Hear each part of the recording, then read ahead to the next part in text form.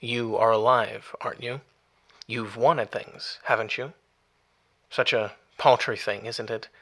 Human desire. I think there are a lot of ways for characters to be written to change, a lot of ways for people to change themselves. It is a fact of life, change is necessary. And yet, what thing is more terrifying, Look around at the stories we tell, at the characters within them, and the humans who make them. Look at the people who partake of them, the souls in your day-to-day life, and those beyond it. Say one thing for life, say that change is a constant. And yet, human beings are relentlessly terrified of it. Humans don't want to change. We want to stay the same, more often than not. Or better yet, go backwards to some time, some place of perceived golden comfort. An impossibility, of course. But it's an addictive thing, isn't it? That potent narcotic we call nostalgia. Bluelock, I've mentioned it before. It's a story about soccer, football. But more than that, it's a story about desire, hunger, and what people will do to chase it. Because I see you, my friend. I see it in you. You have a hunger, don't you? A desire, a dream. Itoshi Rin is introduced as the best, the strongest, the greatest. He sees the field and everything in it. His technique is magnificent, his stratagem elegant. He wants to prove himself to his brother, to prove to himself that he can yet stand at the top of the world under his own power. There is a constant motif with water surrounding Rin in all of his matches and moves. He flows about his opponents with a cool determination and certainty. In this early part of the story, Rin has an elegance to the manner in which he plays. All things are beneath him, save for that far-off goal of his brother and surpassing him. Here is the interesting part, however. His brother, that goal, is a machine, cool, calculating, efficient, just like Rin. However, this is a kind of lie, a delusion. Rin, at his core, is not the number-crunching machine that his brother Sai is, but he wants to be. He wants to prove that he can be the best without changing.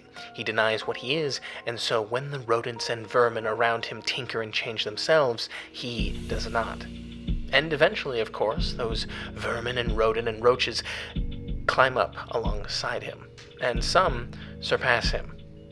Each one alters themselves in their own way.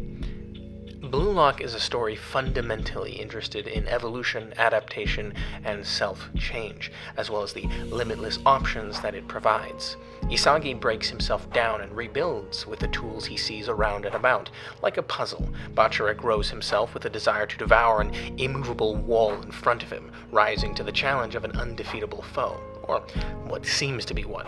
Baro uses desperation as a fuel for explosive growth, and so on and so forth. Shido just wants to burn brighter and brighter and brighter until his limitations are behind him. Not all of these are equal, and each one result in different outcomes and paths. Each are matched to the psychology of those who wield them.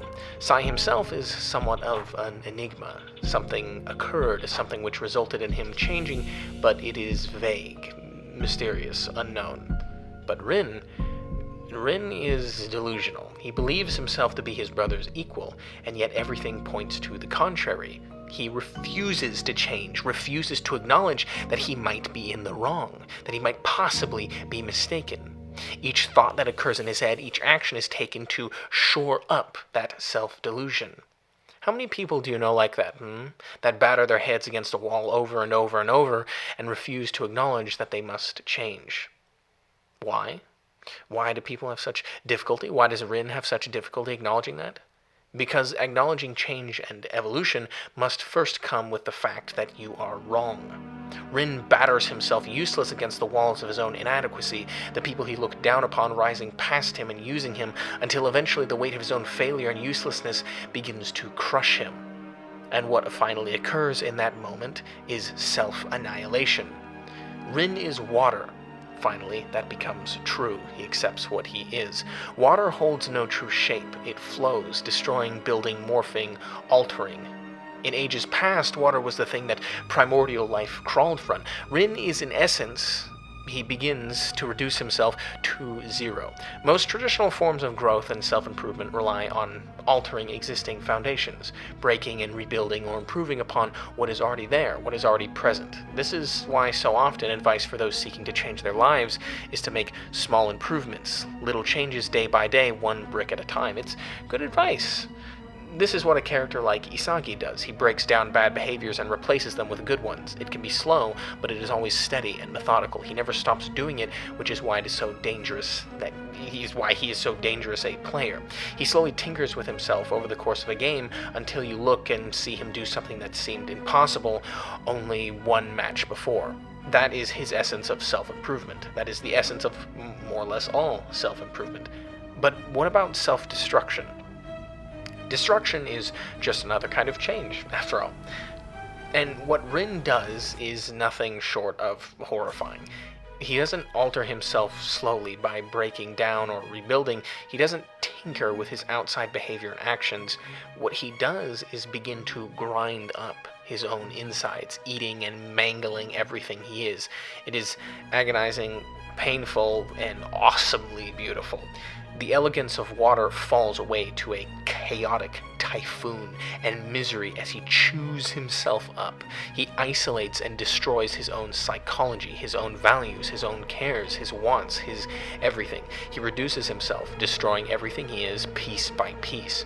And that is reflected in the explosion of horror that he becomes on the field of play.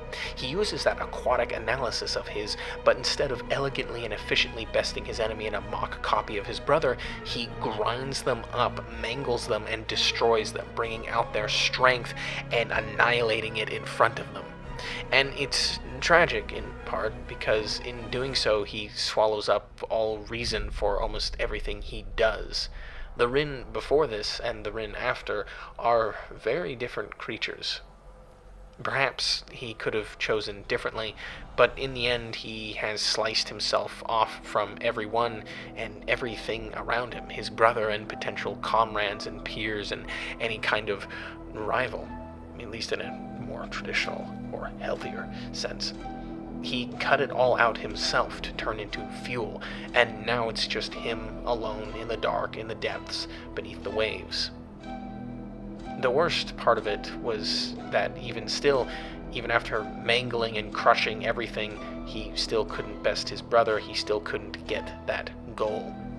He still couldn't stand solitary and alone at a peak. Even after he chewed up everything inside himself in order to become as fluid as a hurricane, he still failed. The act of self-destruction, you see, breaks down the traditional methods of changing through dialectics, which follow a path of an idea which encounters an opposite force, which then forces it to change into another idea, which then leads it into another opposing force, piece by piece, evolving. The self-destruction that Rin employs means to turn oneself into a hurricane of teeth and blades. There is no thesis, no antithesis, no synthesis, just endless, screeching hurricane of evolution which devours anything and everything around it, reducing everything to almost a zero. You make your whole being fluid. Your entire self and everything in it becomes non-matter. Throw everything you are away in order to claw your way forward towards some goal, abstract or real. If you haven't guessed by now, the psychological ramifications of this on Rin are somewhat devastating. Especially since he goes through all of that and still fails regardless. And yet, isn't there something oddly beautiful about that? Something magnificent and great? Let me explain. Humor me. You have values. You and me, both of us. We have wants, we have needs, and we have wants that feel like needs that feel like wants. The body has requirements, the mind has requirements, the spirit has requirements. Some of these baser ones we can't quite shuffle off, but there are others that are so ingrained and deep-rooted that they almost feel like things that are needed. Perhaps to many they even are needed, even if it is in a different way other than food and water. I love the feeling of hunting after something, pursuing an ambition, dream, or hunger. I love the strange people I encounter on that pursuit and the ways we can enrich the lives of everyone around us while on it.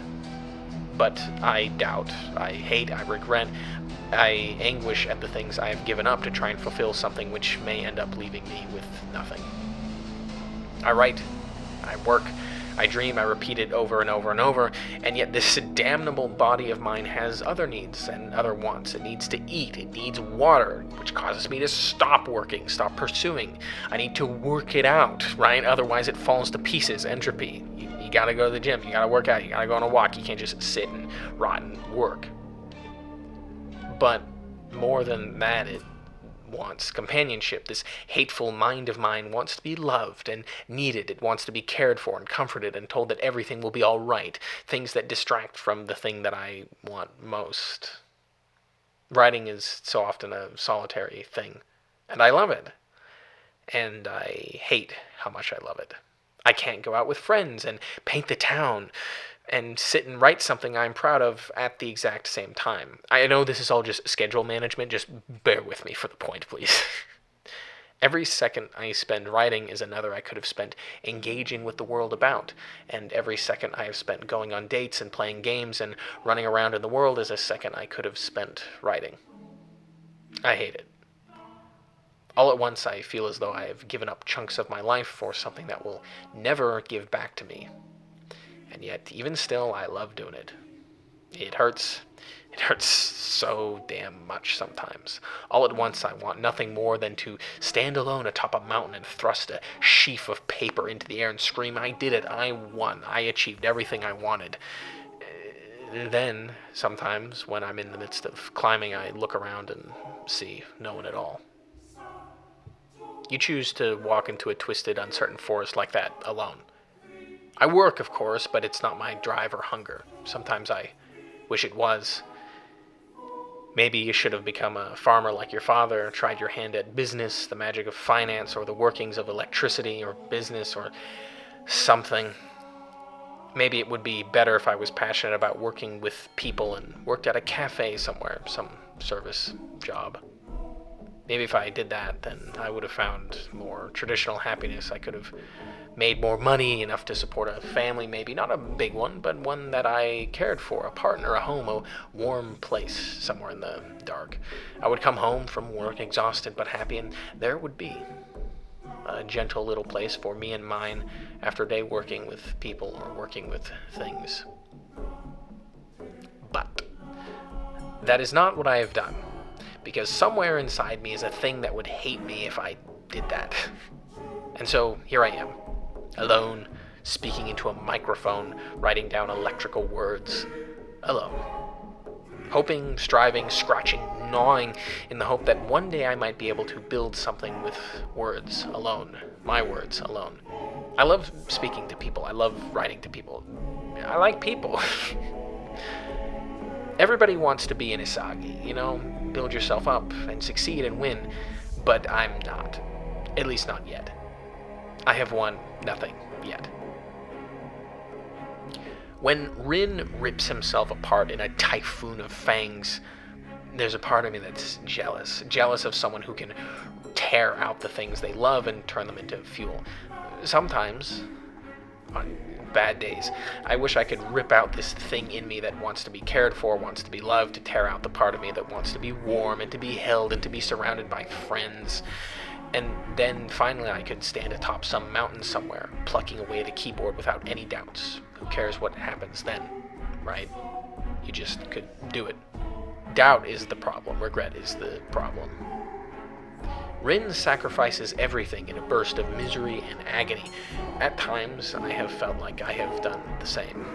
You want to go out with a person, you want to ask them out, you imagine you might be good together. Rip that part out of you and smash it to pieces. You want stability and comfort, grind it up. You want people by your side, ride or die, sea or sky. To hell with it all. But at the end of the day, although sometimes I have wanted all of that more, it's a monstrous thing. I am what I am, though sometimes I hate it.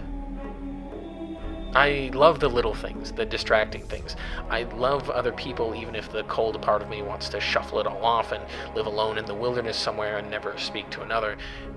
Rin horrifies me as a character because I saw a part of myself there, or a potential part of myself there. A part of myself that would be happy sacrificing everything just for a chance at proving that I could do it, that I'm right. That part is still around. I'm still like that some days. bad days, usually. Rin fails. Even though he becomes something sick and twisted and utterly magnificent, he still fails. Self-destruction is a tool, you know. Like all tools, it has its uses. But you would be a madman to use it for everything. Damn. At the end of it all, I like living. I want to keep living. I like to go out and live. I like to do other things than just sit in a room and write. Maybe I like that the most, but I still like other things. Maybe it's a case of that I want to like other things. And so I do. And I want to keep doing stuff. I want to keep living. I'm trying to balance things better. I haven't figured it out yet, but I'm trying. I think a lot of people have to balance things. Maybe that's just me. Rin is, at the end of the day, a despicable, magnificent, and at the same time, utterly pathetic character. But damn, is he a good one. I don't know how things are gonna turn out. I've sacrificed a lot for something that barely exists in physical reality. Maybe it will all come to naught. My own limits are the most awful chains in the world. Maybe one day I'll have to carve up, or I will have carved up enough of myself that eventually I blink and say enough.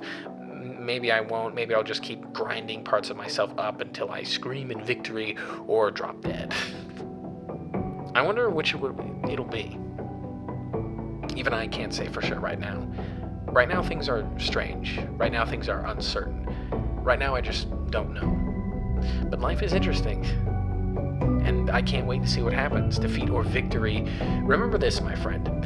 Change is the only constant. You must change. You will change. You have changed. Refusing to change is just standing still during the race. Standing still until you are nothing but bone. You decide how. After all, aren't you interested to see what you are really capable of? Like and subscribe, you know the thing, do the thing. It's been about 1 year since I uploaded that first Wandering In video. If you're still around, cool. If you've been around the whole time, cool. If you're new, cool.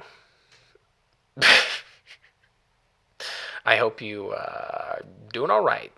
The world can be a rough place. I wish you all the best. Take care, people.